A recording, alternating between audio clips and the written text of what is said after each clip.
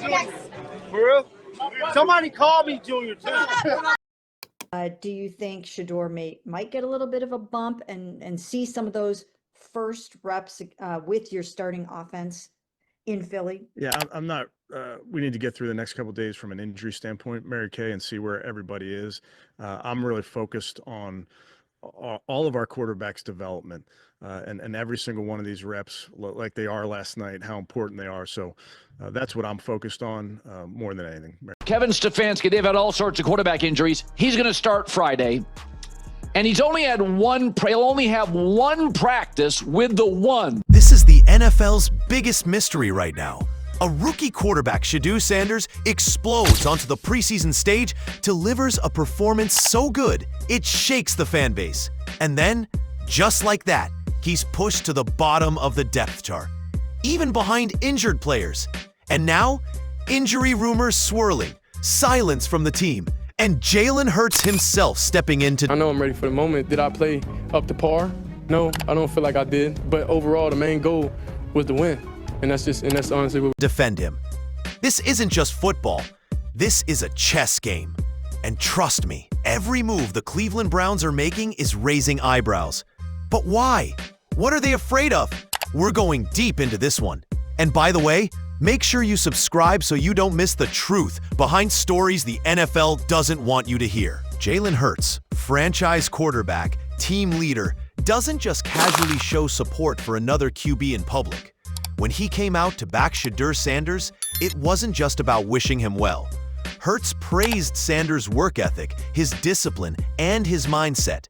And then, in a subtle but sharp statement, he hinted the Browns might actually be hesitant to put Sanders back on the field, not because he's hurt, but because his performance has already outshined expectations. Look, I have been researching about NFL for the last 7 to 8 years deeply, and what I think, this isn't about injuries. This is about control. Behind closed doors, we're told Hurts and Sanders shared a private conversation. No cameras, no microphones, just two quarterbacks talking. That alone tells us something. Shedeur Sanders is going to be the best rookie quarterback in this class. Sanders has a support network that goes beyond Cleveland. If Hurts, a guy with his own season to focus on, is going out of his way to speak up, there's a reason, and the timing couldn't be more critical. Sanders had just lit up the preseason, and public pressure was mounting for Kevin Stefanski to give him more snaps. But instead of opportunity, Sanders got an official depth chart that felt like a slap in the face. Fourth on the depth chart, behind two guys who are injured. Think about that. In the NFL, depth charts aren't just about ability. They're about politics, messaging, and leverage. Stefanski's move sends a message. You're not in control here. But that message comes with risks. The fans have seen what Sanders can do. They felt the energy. And when you deliberately sit... Kevin Stefanski, they've had all sorts of quarterback injuries. He's going to start Friday. And he'll only have one practice with the one. A player who's proving himself. The questions start to pile up. Then comes the report. Stefanski allegedly had no intention of playing Sanders in the second preseason game. No intention, despite the kid being healthy at the time. This wasn't just resting the rookie. This was pulling the plug before he could steal the spotlight again. You can't tell me that's a coincidence. And then, almost on cue, the storyline shifts. Shedeur Sanders has arm soreness. Arm soreness. The oldest trick in the book when you want to sideline a player without admitting you're benching him. It gives you plausible deniability. It buys time. And most importantly, it controls the narrative. Instead of fans asking, why won't Stefanski play him? They start asking, is Sanders okay? It changes the conversation entirely. And that's exactly what the Browns needed, if their goal was to keep this rookie from dominating headlines. But analysts weren't buying it, especially Dan Orlovski. He came out swinging at Kevin Stefanski, saying flat out that Sanders deserved more playing time. His challenge to the Browns was simple. Prove to me you can't do it. Just have a deeper level of understanding because I know whenever I get my opportunity, I got to maximize it. That's something changing in the mentality standpoint and the mental standpoint is okay. In other words, don't hide behind depth charts and mystery injuries. Put him on the field and let us see if he sinks or swims. That's how the NFL is supposed to work. And if you're enjoying this breakdown, subscribe now. This channel gives you the real stories behind the game without the PR spin. Orlovski's point hits hard because it cuts to the core of this whole controversy. Fear. Fear of a rookie outshining veterans. Fear of changing the quarterback hierarchy. Fear of losing control of the narrative. Stefanski and the Browns aren't just managing a football roster. They're managing perception. And that's where the battle is really being fought. The public is already starting to question the trust factor here. When a team says one thing and does another, when injury updates are vague and depth charts defy logic, fans notice.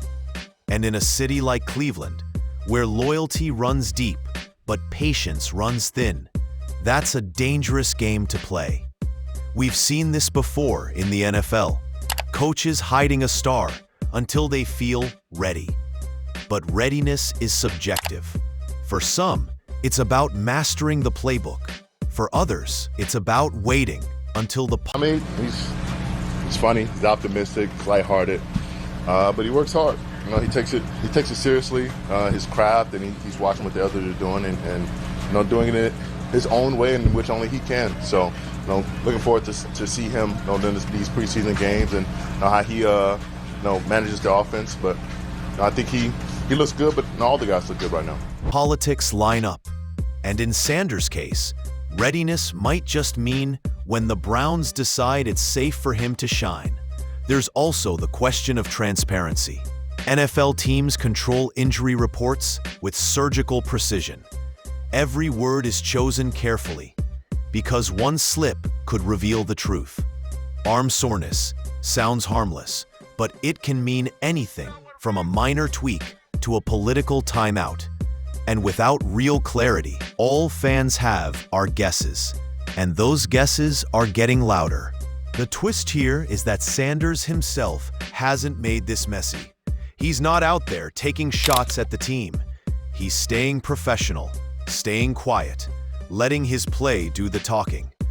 That makes this whole thing even more suspicious. Because if Sanders was the problem, the Browns could say so. But they're not. They're just keeping him out of sight.